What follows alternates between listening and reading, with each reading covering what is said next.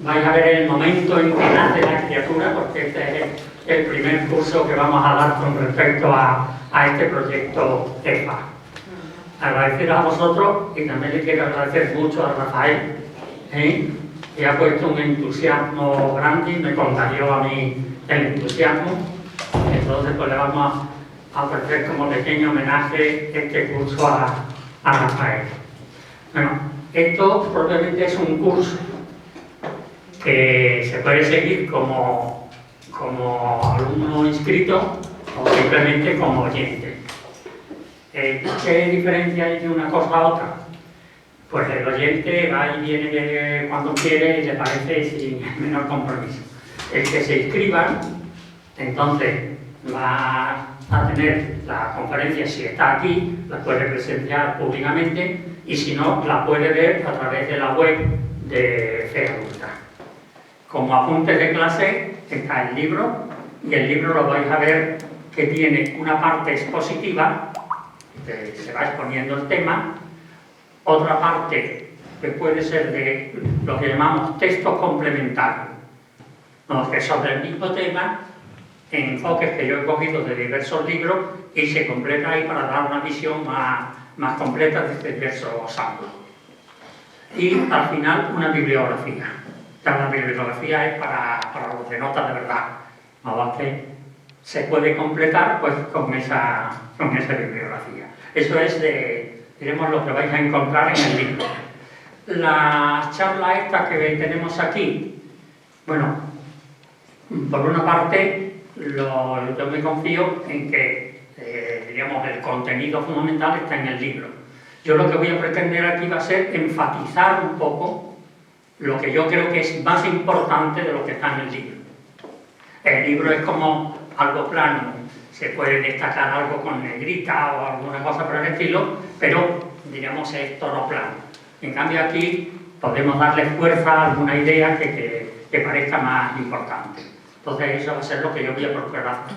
De todas maneras, como hoy nadie ha leído el libro y otros días pues vendrán gente que no lo ha leído, yo haré como un pequeño resumen de el contenido que sea necesario. Bueno, esas son, teníamos las reglas del juego. El curso es Inteligencia Espiritual, Espiritualidad y Religión. Vamos a fijarnos primeramente en el marco que es la inteligencia espiritual y con esa inteligencia espiritual vamos a examinar la diferencia que hay entre espiritualidad y religión. Ese es uno de los temas fundamentales que vamos a desarrollar. Fácilmente se confunde espiritualidad, religión y muchas veces se cree que la espiritualidad es como un apartado de la religión. Los más selectos de religión pues hacen espiritualidad. No, es todo lo contrario. La religión es una manera de concretar la espiritualidad. La espiritualidad es un amplio mucho más grande y mucho más importante. La religión es como una prótesis para darnos la posibilidad de practicar la espiritualidad. Y esto va a ser de una enorme importancia. Lo vamos a ir desarrollando a lo largo de estos días y es lo que queremos hacer la diferencia.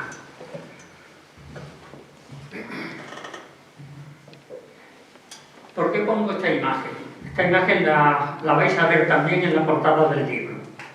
A mí cuando vi esta imagen me impactó mucho y me la tomé como una imagen de lo que es la espiritualidad sin aditamento. Aquí vemos a una mujer muy sencilla, creo que es de la India, pero lo mismo podría ser en una payota de África. Está dando de mamar a su hijo, ha encontrado en el bosque un bebé de chimpancé, lo ha cogido, se va a perder y lo está amamantando, lo mismo que amamanta a su hijo. Esta mujer no hace esto por ningún precepto, ninguna norma, nadie le ha dicho que tenga que hacer esto. No lo hace por religión, lo hace por compasión, porque le sale totalmente del alma. Entonces digo, esta mujer es, por lo menos en este momento lo podemos ver como pura espiritualidad. No es religión, no es tampoco inteligencia racional. Incluso si nos ponemos con inteligencia racional, pues a lo mejor le aconsejaríamos que bueno, que hay tantos bebés de chimpancé que se van a perder y que esa leche es para su hijo, tendríamos 20.000 inconvenientes. Pero no es inteligencia racional, no es religión, es puro sentimiento, pura espiritualidad. Y a mí me recuerda la frase de Jesús: bienaventurado Padre, porque has ocultado estas cosas a los sabios y prudentes y se las has revelado a los sencillos. Lo que a mí no se me habría ocurrido después de muchos años de teología y muchas historias, se lo ha revelado Dios a esta mujer sencilla. Es que de lo sencillo es el reino de Dios. Porque el reino de Dios sí que es espiritualidad. Bueno, esta es la imagen que a mí se me ha quedado grabada, incluso yo la tengo ahí en mi mesa de despacho, de vez en cuando la miro porque me imprime sublimidad. Los temas que vamos a tratar en el curso. En el día de hoy vamos a hacer la introducción al curso y nos vamos a fijar un poco en el instrumento que es la inteligencia espiritual. Vamos a ver un poco de qué se trata la inteligencia espiritual. El próximo día vamos a ver concretamente espiritualidad y religión. Y vamos a dedicar el día a comparar las dos cosas y ver la distinción. Nos vamos a fijar más en la espiritualidad porque la religión la iremos desarrollando más adelante. El tercer día vamos a fijarnos en el gran referente de todos los cristianos, que es Jesús. Y vamos a ver si Jesús practicó una religión o vivió una espiritualidad laica. Ahí dejo el desafío. El cuarto día vamos a estudiar más concretamente qué es la religión. Entonces vamos a ver cómo se ha pasado de la espiritualidad a la religión y cuáles son las características de la religión. Después veremos diríamos, lo positivo y lo negativo que puede tener la religión. Lo negativo puede ser caer en el fundamentalismo, lo positivo sería el pluralismo y la libertad. Otro día dedicaremos a la relación de la religión con la laicidad, con la ciencia y la ecología. Y el último día terminaremos los diversos caminos que hay de espiritualidad. Cuando tengo un curso me gusta poner esta imagen de Ortega y Gasset. Que Ortega y Gasset decía: cada vez que enseñes, enseña también a dudar de aquello que enseñas. Creo que es un gran consejo.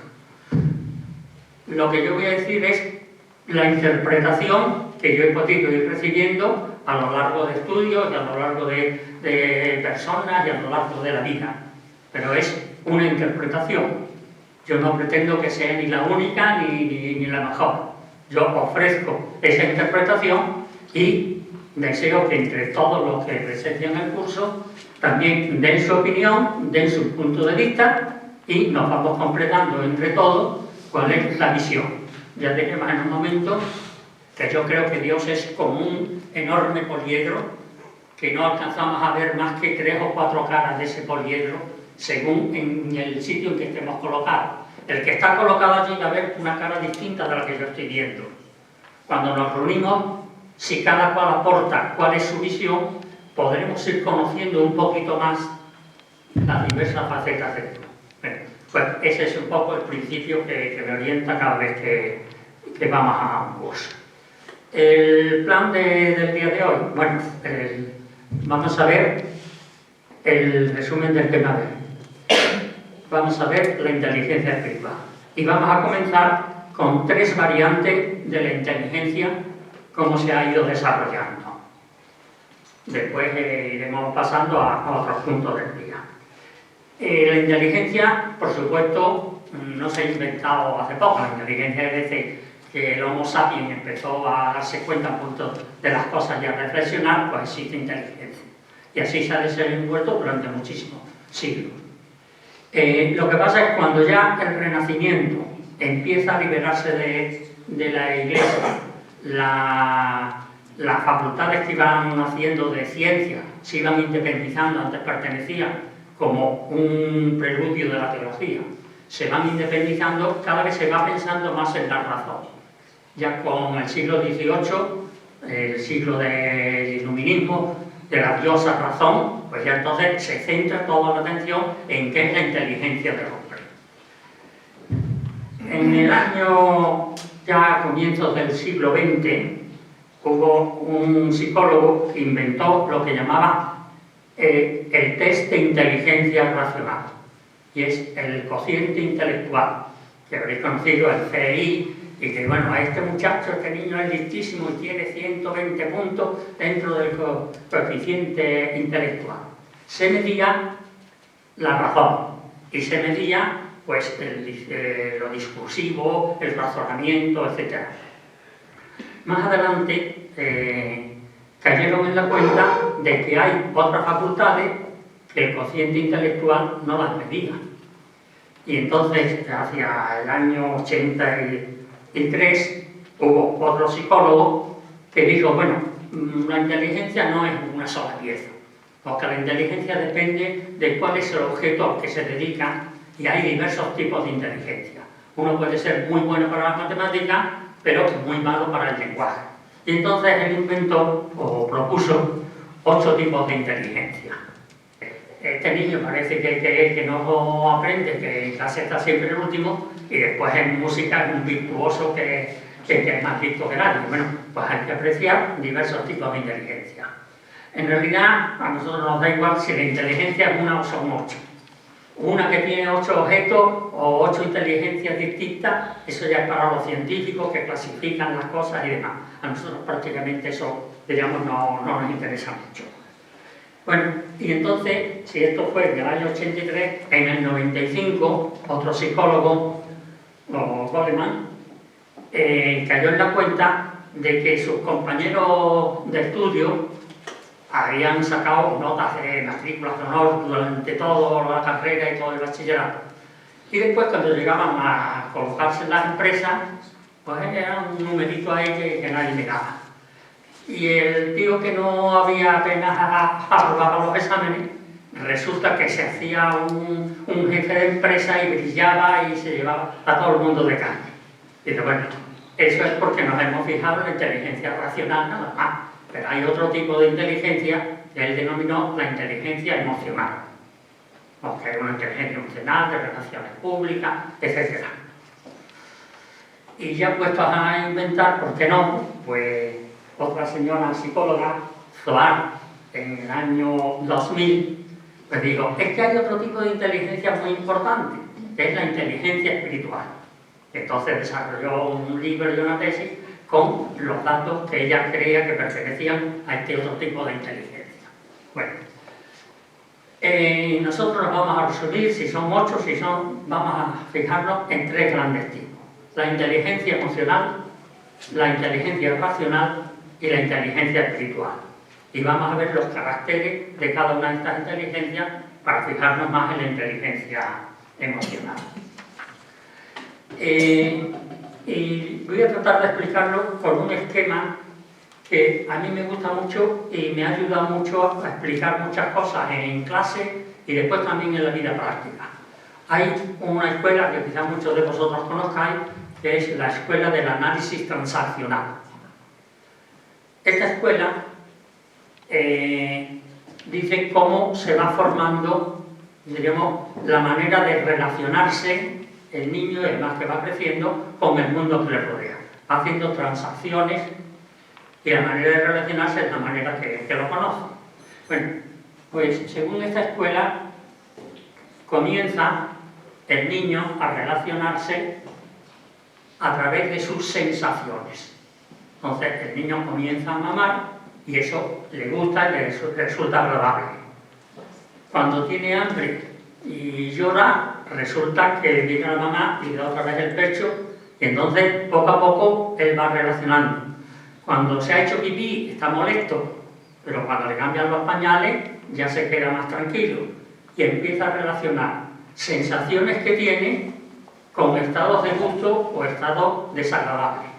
Entonces él va aprendiendo, y esa es la inteligencia emocional. Con las emociones, con las sensaciones, va aprendiendo a relacionarse con la vida, va comprendiendo lo que pasa en la vida. A medida que va creciendo, él va formando sus pequeños patrones mentales, Dice, bueno, el pecho es agradable, la medicina que me dan es desagradable, los pañales mojados son desagradables, va haciendo patronos de cosas que son agradables o desagradables. Con eso, de todas estas experiencias van surgiendo unos patrones mentales que esta escuela le llama el padre. Se va formando el padre dentro de nosotros. Este padre va guardando normas, va guardando los valores a medida que el niño se va.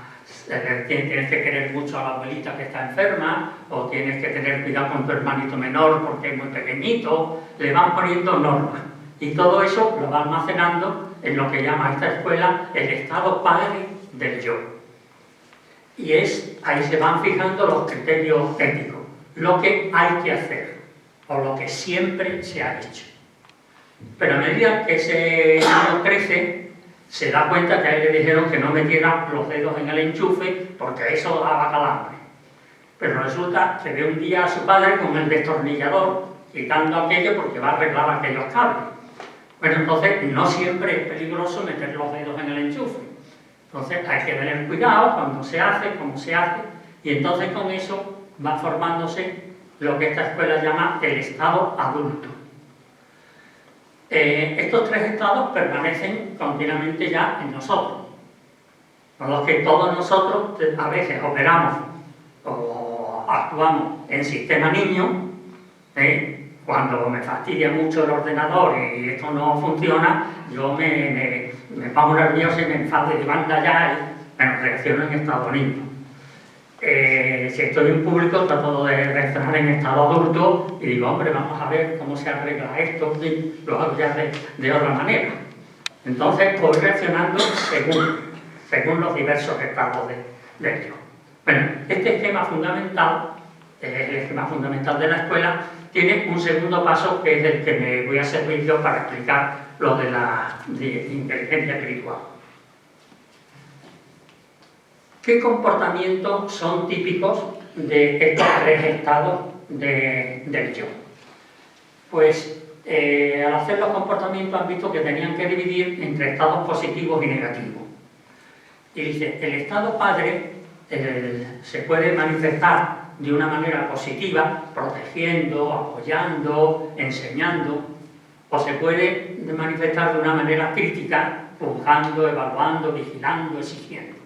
Bueno, son dos maneras de comportarse siempre en sentido de patrones establecidos. Cuando yo me comporto en positivo enseñando, enseño el patrón que yo tengo en mi cabeza. El estado adulto.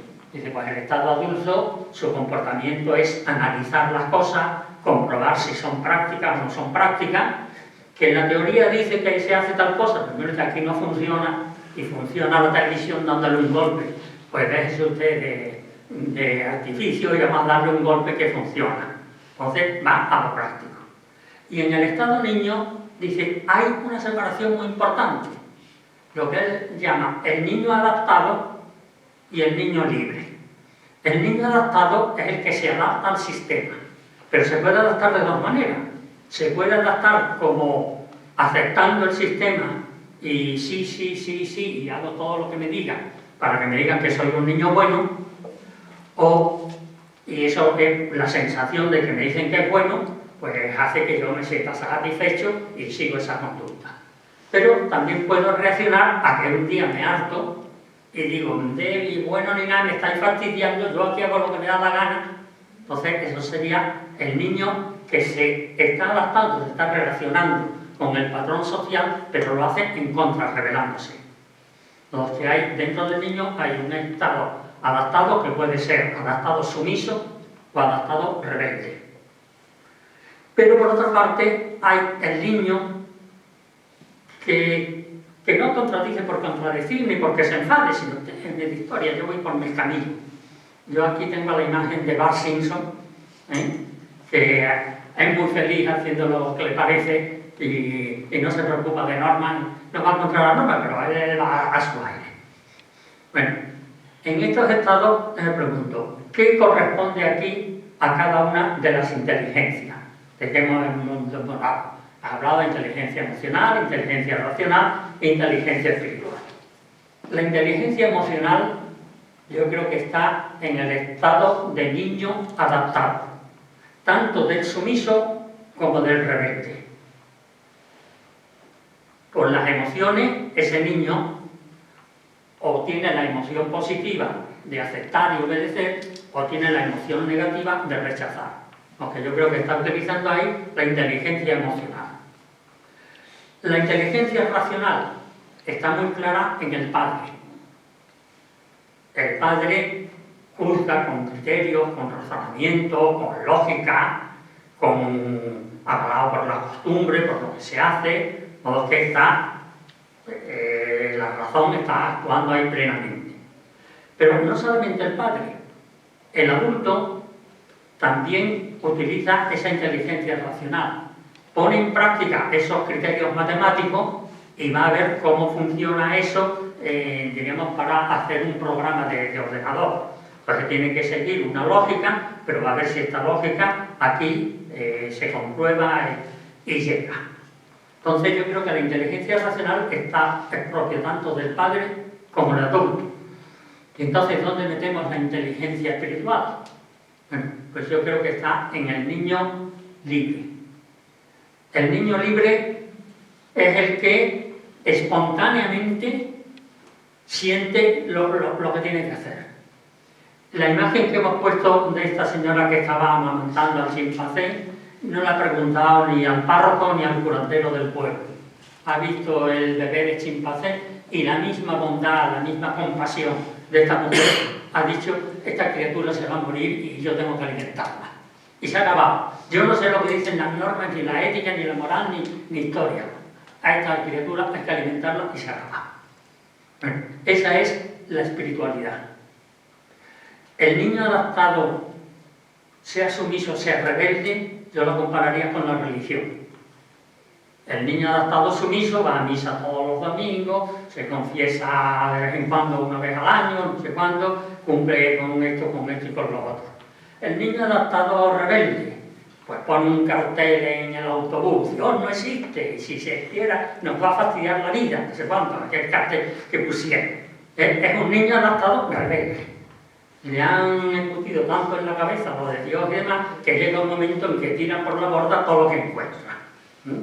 Pero no son niños libres en ese momento. ¿Okay? Son niños adaptados, sumisos o rebeldes. ¿Por qué? Porque están en el corsé de la religión. El espiritual a lo mejor es o esa señora, supuesto que no tuviera religión, o es el místico, que como vamos a ver después, el día que nos toque hablar de la mística, dice: bueno, yo no sé si soy musulmán, si soy cristiano, si soy budista, a mí lo mismo me da la Meca que Roma, que lo que sea. Yo lo que quiero es el amor. Bueno, ese no se adapta a ninguna religión, está por encima de todo eso. Eso es la espiritualidad.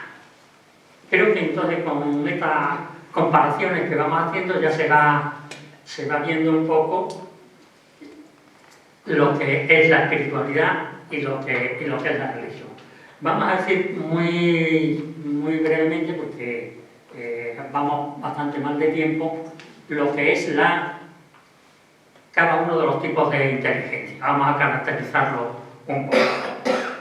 La inteligencia primera que se forma es la emocional. Bueno, los psicólogos y los neurólogos dicen que esa está en el nivel límbico del cerebro. El cerebro se ha ido desarrollando a lo largo de toda la evolución de las especies, se ha ido desarrollando. Y tiene como 3 niveles. El nivel que llaman reptiliano, que es donde están los instintos más básicos: el instinto de la alimentación, el instinto de conservación, el instinto de reproducción. Hay un segundo nivel, que es el que llaman nivel límbico, que es el nivel de las emociones. Bueno, ahí en ese nivel del cerebro es donde radicaría la inteligencia emocional. Esa inteligencia emocional se caracteriza eso, porque esto me gusta, no me gusta, por las sensaciones, se orienta puramente por las sensaciones. El lenguaje corporal es el que expresa esos sentimientos. Muchas veces está uno diciendo una palabra y el gesto está diciendo todo lo contrario. O sea, se está expresando la emoción por un lado y la razón, que sería la palabra, por otro. Si recuerdan, cuando hubo el famoso tsunami de unos cuantos años, cuentan que los animales emigraron a la montaña y la gente seguía bañándose en la playa. Entonces, los animales que han conservado todo ese instinto primitivo, nosotros, como lo hemos sustituido con la razón, como miramos en la tele el programa de qué va a pasar mañana, pues ya no hacemos caso a lo que nos está diciendo el cuerpo. Entonces, hemos perdido mucho de conectar con nuestro cuerpo, que es donde está la inteligencia emocional. Yo recuerdo otro ejemplo que creo que ponía Tony Blair en sus tiempos, cuando estaban Tony Blair y Gordon Brown. Decía que Gordon Brown era, diríamos, un matemático y un economista extraordinario, pero que no se ganaba a la gente. En cambio, Tony Blair, con la sonrisilla que llevaba y demás, pues se fue colocando en todos los mejores puestos en cada momento. Yo veo aquí como un ejemplo de lo que es la inteligencia intelectual y lo que es la inteligencia emocional. La inteligencia racional, bueno, en la evolución del hombre, está ya en lo que llaman el corte frontal, es donde la tercera evolución del cerebro, y ahí es donde radica la razón. Por supuesto que la inteligencia racional es importantísima, es el orgullo del hombre, lo que nos caracteriza y lo que nos permite muchísimas cosas. Evidentemente que sí, tiene un gran valor, pero tiene también sus limitaciones. La inteligencia racional se guía por conceptos. Define un concepto, esto es así, y ya ese concepto es un concepto rígido. Pero ese concepto se ha formado por pequeñas experiencias. Y una vez que lo ha solidificado en esa ley que ha formado, ya no se acuerda de que las experiencias a veces eran distintas. Entonces, se queda con un concepto que es como una barra intocable y que la aplica en cualquier momento. ¿Esto es verdadero o es falso? Y no hay términos medios. Claro, eso lleva muchas veces al fanatismo o lleva a la hipocresía de que yo digo esto es así, pero después en la práctica estoy diciendo otra cosa porque la vida me lleva por otro lado. Porque eso es lo típico de la inteligencia racional. Para seguir visualizando siempre lo que es la religión y lo que es la espiritualidad, la religión se atiene más a conceptos racionales. La religión es un constructo humano de leyes, de costumbres y demás, y de dogmas o de criterios, de doctrina. Es un constructo que hemos hecho los hombres y que además consideramos intocable. En cambio, el Evangelio, si lo leemos, no son normas que están, son ejemplos de vida.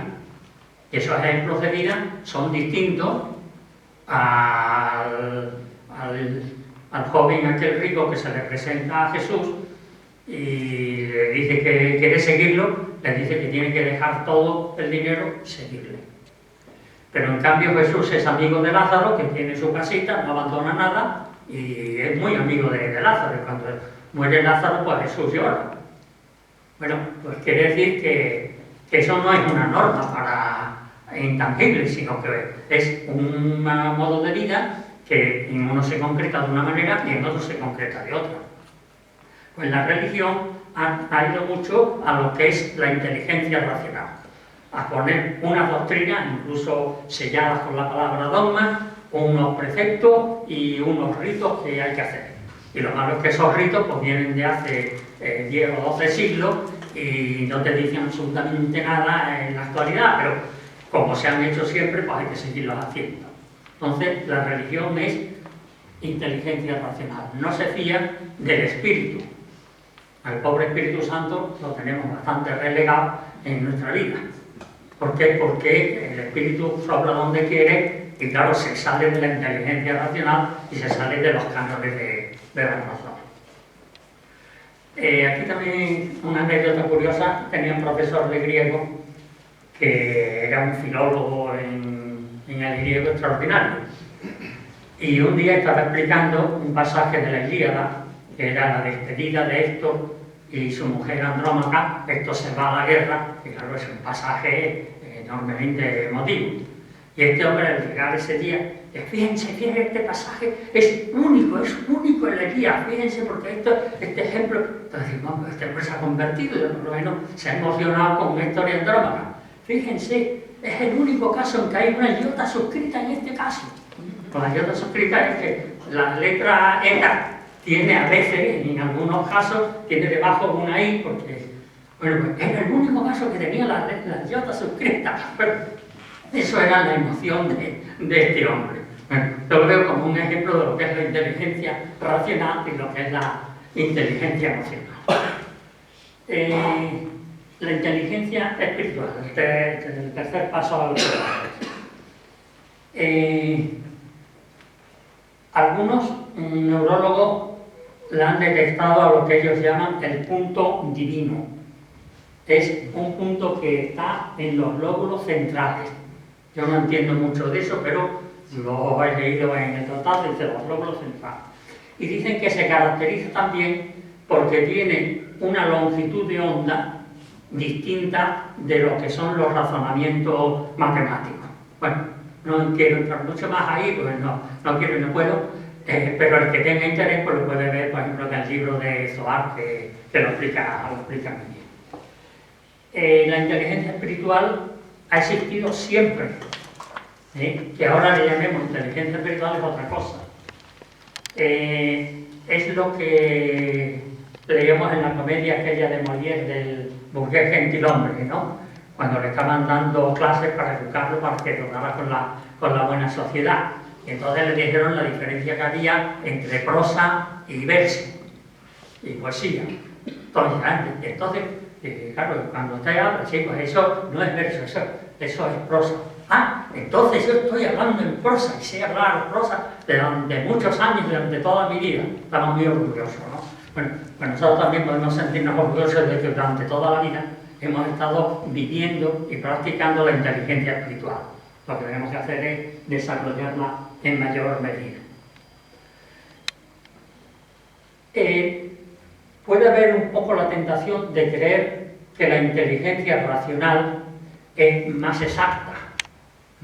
¿Por qué? Porque la inteligencia racional la aplicamos en matemáticas y 2 y 2 son 4 y no hay más que hablar.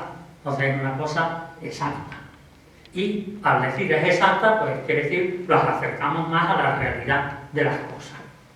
Bueno, pues resulta que sí, se acerca más a la realidad de algunas cosas, pero no se acerca a la realidad de otras. Si la verdad se define por la adecuación del pensamiento con la cosa, la inteligencia racional no se acerca, no tiene ni idea de lo que son los sentimientos. Entonces ese profesor no tenía ni idea de lo que eran los sentimientos de Héctor y de Andrómaca, ni de la pareja de chavales que estuvieran por ahí también despidiéndose enamorados. Entonces, la inteligencia espiritual llega también a cosas que la inteligencia racional no llega. Y si la realidad última es un misterio y Dios es un misterio, la inteligencia racional no puede, tiene que fracasar ante el misterio. La inteligencia espiritual no va a llegar a comprender el misterio, pero se va a acercar mucho más de la inteligencia racional. Por tanto, si la verdad es la adecuación del pensamiento con el objeto, la inteligencia espiritual puede ser mucho más verdad que la inteligencia racional. Es verdad que va a ser más ambigua, pero es que el misterio tenemos que expresarlo de una manera ambigua, porque si lo he encerrado ya no es. En lo que dicen los místicos, el Tao que nombras ya no es el Tao.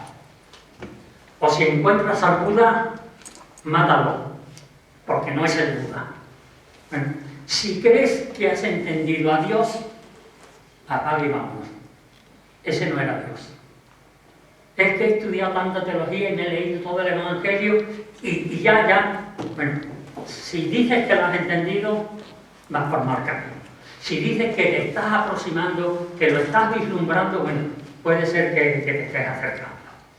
Entonces, expresan más verdad en esa misma ambigüedad que las matemáticas en su exactitud. Y nos vamos a fijar en algunos grandes pensadores como desde hace tiempo han ido comprendiendo esto.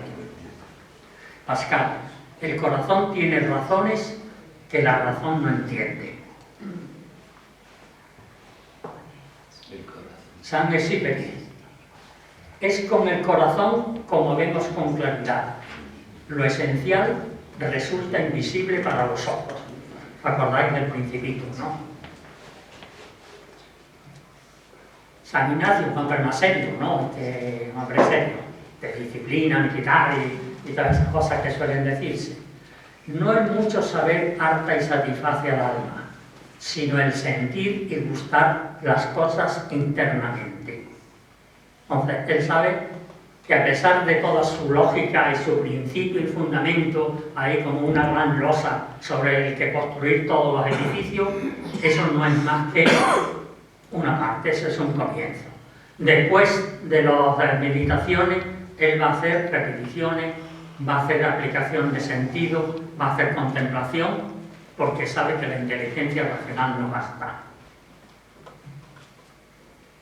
El otro día, leyendo en el País, Javier Gomá, existen verdades que no se pueden definir ni codificar. Lo recto, lo justo, lo decente. Todos sabemos lo que son, pero ¿qué es lo decente? Dígame usted qué es lo decente. No lo podemos definir, pero lo captamos. Esto no está bien, esto no es decente. Pablo Coelho, en El alquimista, un libro precioso que, si os queréis empapar de inteligencia espiritual, podríais leer en estos días el libro de Pablo Coelho. El lenguaje simbólico era la única manera de alcanzar el alma del mundo. El alma del mundo. ¿Qué es el alma del mundo? Bueno, es ese, llamémosle Dios, llamémosle todo, llamémosle el uno, llamémosle el alma del mundo.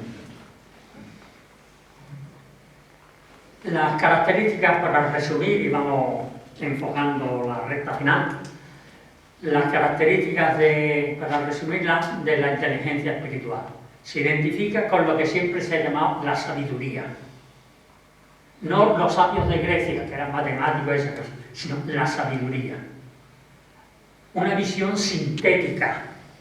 La racional es una visión parcializada.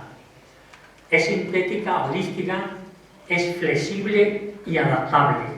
Lo racional hemos dicho que era verdadero o falso. La inteligencia espiritual sabe flexionarse, sabe adaptarse. Se atiene a preguntas fundamentales. ¿Cuál es el sentido de la vida? Esas preguntas que para un físico o un matemático dice, no, el principio de todo, el origen de todo, eso está fuera de campo, ¿no? Ahí van las preguntas fundamentales de la inteligencia espiritual. Supera el convencionalismo, el niño libre que decíamos. Aprecia los grandes valores, el valor de la compasión, el valor de la dignidad humana. Evita causar daños, sabe lo que es el sufrimiento y tiene la sensibilidad. Por eso, por ejemplo, el budismo, que prescinde de mucha filosofía, pero inmediatamente tiene como su gran lema la compasión. Y terminamos con algún ejemplo que nos haga tomar, digamos, conciencia de lo que es la importancia de esta inteligencia espiritual. El Papa Francisco, en el sínodo, ahora mismo no tengo la cita exacta, pero dijo que para contestar las preguntas del sínodo, para renovarse en este sentido la Iglesia, habría que prescindir de un pensamiento estático y pasar a un pensamiento histórico. El pensamiento estático es de concepto, es de filosofía, es de dogmas. El pensamiento histórico es cómo se ha cumplido ese dogma a lo largo de la Iglesia. El dogma de la infalibilidad del Papa. Bueno, vamos a ver la historia de la Iglesia. Y entonces empieza uno a ver cada cosa en la historia de la Iglesia y dice, bueno, esto hay que entenderlo de alguna manera. Ahora se está planteando lo de la comunión a los divorciados y vueltos a casar. es que el canon no sé cuánto dice, y es que el respeto al cuerpo de Cristo no sé qué dice. Entonces, son normas. Y el Papa Francisco dice, bueno, vamos a estudiar la historia de la Iglesia. ¿Qué se ha hecho en la historia de la Iglesia en esto? Entonces, pasar de un pensamiento estático, filosófico o ontológico a un pensamiento dinámico, a un pensamiento histórico. Y fijaos que seguimos siempre en el mismo balancín. El pensamiento estático, filosófico es la inteligencia racional. El pensamiento histórico dice más con la espiritualidad. Y hay un ejemplo que a mí me ha llamado la atención porque estoy estudiando últimamente el Evangelio de San Marcos y me ha llamado enorme la atención el pasaje en que los saduceos se presentan a eso. Los saduceos no creían en la resurrección, que era relativamente reciente en la historia de Israel, y no creían en la resurrección, y entonces quieren pillar a Jesús, que era más de tipo fariseo, que ellos veían que sí creen en la resurrección, y lo quieren pillar. Y entonces le cuentan el cuentecito.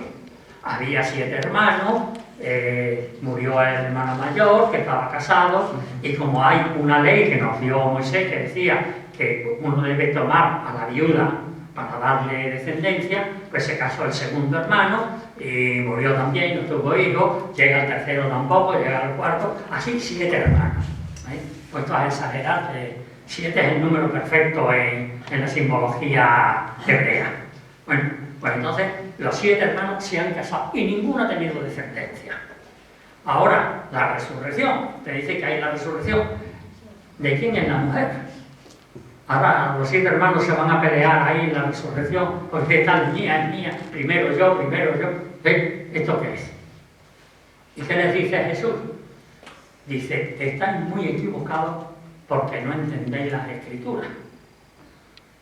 Porque no habéis leído que dice Dios, le dice el Señor a Moisés mismo, yo soy el Dios de Abraham, el Dios de Isaac y el Dios de Jacob. Dios no es Dios de muertos, sino Dios de vivos. Entonces quiere decir que vive. Bueno, ahora vamos a analizar este pasaje con la inteligencia racional. Pues yo creo que tenían razón los saduceos, porque con la inteligencia racional Moisés no pensó en la resurrección. Moisés hizo una norma práctica para dejar descendencia a la familia y que el terreno asignado a cada uno pues se conservara como tal. Entonces hizo una norma práctica. Y él ni se le ocurrió pensar en la resurrección. En eso tenían razón los saduceos. Jesús, ¿qué argumento emplea? Como Yahvé se ha manifestado y ha dicho, yo soy Dios de Abraham, Dios de Isaac y Dios de Jacob, pues no puede ser Dios de muertos, luego tienen que vivir. Con la inteligencia racional yo creo que no prueba absolutamente nada. Bueno, se puede decir eso sabiendo que es decir, en sentido histórico, yo he sido el Dios de tus padres y sigo siendo el Dios de la descendencia. Pues desde el punto de vista racional, 10 para los saduceos y 0 para Jesús. Vamos a verlo desde el punto de vista de la inteligencia espiritual. Entonces le dice, no entendéis la Escritura. Dios es Dios de vivos. ¿Qué entendería el sentimiento del alma espiritual de Jesús, de su inteligencia espiritual, por Dios de vivo? Es un Dios de vivo de una vida inextinguible. Es vida, vida. No es como esta pequeña vidilla que llevamos nosotros, que se acaba en unos cuantos años. Es vida, plenitud de vida. Y cuando ese Dios da plenitud de vida, no es para quitártela, es para darte plenitud de vida. Y una vida que tampoco se extinga. Esto no sale racionalmente de ningún sitio. Se puede entender la Escritura perfectísimamente bien, filológica, histórica, antropológicamente, con todos los datos arqueológicos habidos y por haber, y no enterarse de esto. Esto se entera uno si mira la Escritura con inteligencia espiritual. Si la mira con inteligencia racional filosófica, podrá decir que esto se dijo en tal año y esto se corrigió después de tal manera, muy bien. Pero no se va a enterar de una palabra de lo que es la Escritura. Entonces, ¿por qué la importancia de decir la inteligencia espiritual? porque si queremos ser cristianos adultos del siglo XXI, nos vamos a encontrar con muchas cosas de la Escritura que vamos a decir, no, esto está cambiando, esto falla, esto no es así. Si tenemos desarrollada la experiencia espiritual, la inteligencia espiritual, y nos acercamos a la Escritura con eso, vamos a seguir siendo cristianos espirituales, místicos, porque vamos a comprender de verdad la Escritura. Si me permitís terminar con una frase un poco ambulosa, un poco cursi quizá, pero yo diría, parodiando a Rane, que un cristiano adulto del siglo XXI o desarrolla su inteligencia espiritual o va a caer en el agnosticismo absoluto y en el escepticismo absoluto ante todos los diversos inventos de la razón. Bueno, y con eso cambiamos de mesa y os paso la palabra a todos vosotros. Vamos a comentar desde vuestros puntos de vista cualquier cosa, o preguntar o comentar. Eso sí, que todos los comentarios sean breves, porque ya estamos a una hora avanzadita, y más, si uno habla mucho, pues la gente se impacienta. A ver. Esto de lo de la inteligencia espiritual, que según te oí hablar, realmente, bueno, yo es que he hecho algo que tiene que ver con el enfoque del cuerpo, ¿no? El enfoque corporal es escuchar el cuerpo, es esta sabiduría natural que tiene el ser humano.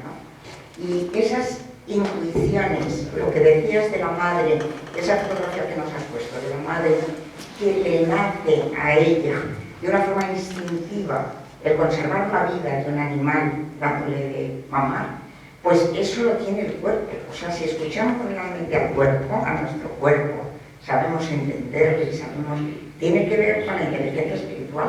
O sea, el cuerpo nos dice, vamos, según te escuchaba, yo sentía que es lo mismo que el enfoque corporal, que tiene mucho que ver con el enfoque corporal, con escuchar la sabiduría que lleva el ser humano dentro. ¿Estás de acuerdo? Sí, el cuerpo es como el interfaz que hay entre el espíritu y la materia. O sea, está conectando cuerpo con el espíritu que nos llena. Y entonces, si logramos esa sintonía, a través del cuerpo vamos a llegar a conectar con la inteligencia espiritual. La inteligencia espiritual se va a servir de la emocional y de la racional. Se va a servir de las dos, porque yo no quisiera que parezca que yo condeno la inteligencia racional, no. Lo malo de la inteligencia racional, el defecto es que nos han formado nada más que en inteligencia racional y nos han sofocado lo que teníamos de inteligencia espiritual. Todo lo que hemos estudiado en el colegio, en la universidad, en cualquier sitio, ha sido para premiar la inteligencia racional. Entonces hemos sofocado lo que teníamos de inteligencia espiritual. Pero la inteligencia espiritual tiene que basarse en esas dos. Y el cuerpo es el interfaz que intercambia el lenguaje del cuerpo con el lenguaje del espíritu. Lo que quiere el espíritu, el cuerpo es capaz de transmitirlo, pero tiene que estar sintonizada la conexión. Sí. Cuando se ha dicho la palabra sabiduría, efectivamente también podemos decir que existe pues, la sabiduría racional o la sabiduría ya es más experimental de lo divino, lo cual, pues según tengo entendido por el griego, la racional se le llama epíxtasis y a la otra se llama gnosis, no agnosis, sino la gnosis. Yo, bueno, como cristiano místico que soy, pues me he leído los evangelios, los 4 que tenemos en nuestro canon, y luego aparte me he leído también pues, una serie de evangelios que se les llama gnósticos, que fueron descubiertos, según creo yo, en 1945 por Nag Hammadi. En concreto, yo he leído 5, que son el Evangelio de Tomás, Felipe y María Magdalena, que son gnósticos, pero que ya hace también mucha referencia al Cristo histórico. En cambio, pues, luego ya el Cristo y Sofía, o el Evangelio de la Verdad, pues quizás sea ya un gnosticismo, dijésemos, que se sale de la ortodoxia de la Iglesia. Y yo le quería hacer una pregunta a usted como teólogo. ¿No sería positivo a lo mejor si la Iglesia, no sé cuánto, ¿pudiese también aceptar como igual de válidos esos tres evangelios?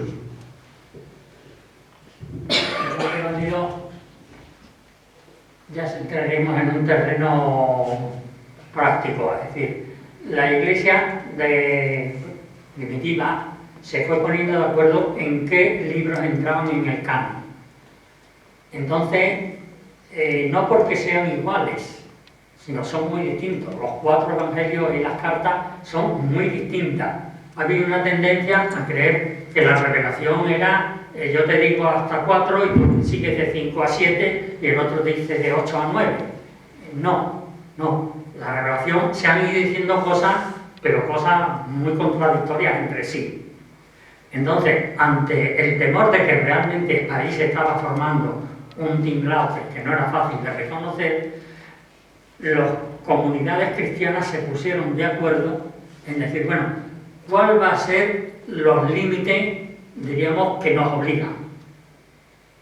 Y entonces determinaron algunas cartas que incluso habrá cosas fuera que hubieran sido más importantes recogerlas como libros canónicos, pero se pusieron de acuerdo en los evangelios, en las cartas y demás. Entonces eso queda como sello de reconocimiento válido de las iglesias.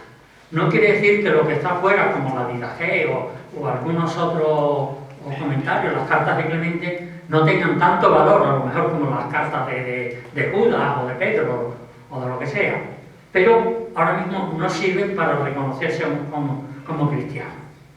Yo a veces me he preguntado, bueno, con todas estas cosas que estamos diciendo ahora, ¿realmente yo me considero cristiano o voy de tan por libre que ya ni siquiera soy cristiano? Bueno, yo estoy dentro de los libros canónicos que se aprobaron en ese momento y que definen el ámbito cristiano, no como una cosa totalmente homogénea, sino como cosas dispares. Pero yo me atengo a una disparidad que está allí dentro de ese canon, bueno, pues entonces me considero cristiano. Entonces, meter ahora una cosa nueva sería quizás para ajustarlo a la baraja. Entonces, ya quizás no sea prudente, no sea sensato, pero es que tampoco es necesario sentirse cristiano. Estamos en un momento de pluralismo religioso en el que para mí tiene tanto valor el judío, que sigue perfectamente convencido de su fe, como el musulmán, como los que son caminos distintos, y entonces el que sigue el evangelio gnóstico de fulanito de tal, si realmente eso le lleva a la compasión y a la entrega a los demás, pues va por un magnífico camino, aunque no se considerara cristiano. Por lo menos hasta ahí llega. Para mí tienen todo el respeto igual que un cristiano. Ahora, que se le quiere llamar cristiano o no, bueno, esas son divisiones sociológicas. Para mí no tienen más importancia. Cuando hablemos de religión, voy a insistir en que esas son divisiones sociológicas. Que la verdadera... El espíritu no tiene límite. La religión tiene límite. El bautismo cree esto, lo otro, esto. El Evangelio no veo que ponga límite. Con creer en Dios y hacerle bien a la gente, yo creo que no tiene más límite. ¿Alguna? ¿Más preguntas? Yo doy clases a mentes de 14 años, que hasta como mentes esto, a alguien de 14 años, que es el peor momento de nuestra vida, yo creo, en rebeldía, en todo. Mi duda es, yo me baso sobre todo en lo que es todo el tema emocional. ¿Cómo meto el tema espiritual a gente de 14 años? Una pista para ver cómo puedo trabajar con ellos esta parte. Porque me cuesta un poco, sobre todo, el explicarles la diferencia entre lo emocional y lo espiritual. Bueno, vamos a ver si el curso te va ayudando a algunas cosas. Sí. Y ahora, Pues tengo que atacar por email, pero... Yo diría, fomenta mucho, por ejemplo, este tipo del alquimista, fomenta eso. Eso les va formando en un aprecio de lo espiritual. Después vamos a ver que lo espiritual no solamente es hablar de Dios, sino lo espiritual, para mí, la música, la poesía, todo eso son elementos, diríamos, no serán la cumbre de lo espiritual, pero son elementos, pasos positivos hacia lo espiritual. O sea, yo iría fomentando bastante eso y reflexionando un poquito sobre eso. Unir la parte racional a esa parte espiritual. Y entonces, bueno, que lees un pasaje del Evangelio. Bueno, todos, el pobre Lázaro con las llagas y no sé cuánto. Bueno, pero ¿y el que está en la puerta ahí? Y los que estamos viendo que están en lo alto de la valla de Melilla. Ir haciendo una conexión del Evangelio con la vida real de ahora. Porque si no, el Evangelio es ya un libro hecho que sucedió hace tiempo y que nosotros vemos en la pantalla y que nos queremos leer. No, el Evangelio era que Jesús vio aquello en aquel momento. Y a mí no me sirve lo que vio Jesús en aquel momento, a mí me sirve lo que veo ahora en este momento. Entonces, hacer ese tipo de conexiones. No preocuparse de que ahora es espiritual, ahora es humano, ahora es... No, hay una mezcla, pero subrayando todo lo que tú quieras subrayar de espirituales y conectándolo con la realidad. Yo creo que por ahí tienes una pista. Vale, muchas gracias. Sí, en la página de Fe Adulta, los escritos de Fray Marcos, este hombre incide mucho en que debemos encontrar a Jesucristo y a Dios que está en nuestro interior. A mí, como ser humano, me cuesta mucho verme a Dios en mi interior. Y ahí es un poco donde yo me reconozco bastante inepto, incluso por decir una palabra fuerte, o bastante discapacitado, porque no encuentro a Dios en mi interior, porque quizás me dejo llevar por los acontecimientos que suceden en mi exterior, por las influencias positivas o negativas de los demás, de las demás personas, pero la fuerza es del interior de la que habla Fray Marcos, y ese apoyo interior no puedo encontrarlo. ¿Usted ve cómo podríamos en este sentido llegar a este Dios de nuestro interior? Yo espero que a lo largo del curso, si te vas dejando llevar, por lo menos algo sí sacarás. Porque nos han metido el prejuicio, a mí me ha costado muchísimos años dar la vuelta a todo lo que estudié. Estudié los 4 años de teología, 2 después de doctorado, y bueno, lo del doctorado me ha servido. Los 4 años de teología no me han servido para nada, prácticamente. La filosofía sí me ha servido, el doctorado también. Los 4 años de teología para tener referencias, pero en realidad práctica ninguna. Y es que nos han secuestrado precisamente el niño libre. Nos han hecho esto. Yo recuerdo precisamente cuando yo pasé de filosofía a teología, como era de los listillos, pues tuve de las primeras veces que te sacan allí para preguntarte y demás, pues salí muy bien. Y fallé, pero en casi todo. ¿Por qué? Porque yo venía de la filosofía acostumbrado a pensar, a discutir, y resulta que aquí, en teología, lo que había es que acordarse que en el concilio fulanito dijo tal cosa, pero eso se completa con lo que se dijo en el concilio siguiente y con la interpretación de un papa en otro siglo. Entonces, cogiendo esas 3 cosas, se sacaba la tesis de que había que defender en teología. Pero como yo venía de filosofía, a mí esas cosas me importaban muy poco. Yo pensaba sobre lo que me habían dicho. Pero claro, aquello no probaba absolutamente nada. Bueno, pues nos han secuestrado. Yo he tardado muchos años en poder lavarme el cerebro y pensar como creo que voy pensando en esta línea. Pero todavía a veces me quedan rinconcillos que me hacen dudar. Bueno, pues ese proceso es muy conveniente.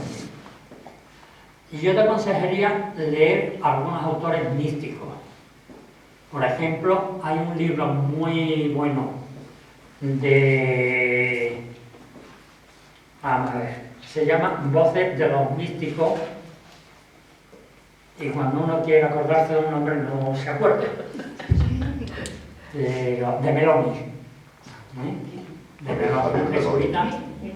Javier Meloni, Javier Meloni. Meloni. Javier Meloni, sí. Voces de la mística, son 2 tomitos chiquititos y lo que es, diríamos, un repertorio él ha escogido de mística desde 10 siglos antes de Cristo hasta el siglo XX. Pensamientos místicos. Hace una pequeña introducción al autor y después pone algún texto propio. Ir leyendo eso, ir tratando de gustar eso, que es lo que decía San Ignacio. No es mucho saber arte y satisface, sino el gustar de las cosas de Dios. Ir leyendo esa frase, generalmente son poesías, y la poesía se te va pegando mucho más a la parte espiritual. Es un camino. Yo creo que si seguimos en el curso, irás descubriendo, iremos, digamos, desmontando mitos, desmontando estructuras que nos están oprimiendo y que nos van a permitir vivir más como niños libres de todo eso. Pero comprendo la dificultad porque la he vivido. Bueno, pues nos vamos que... Muchas gracias.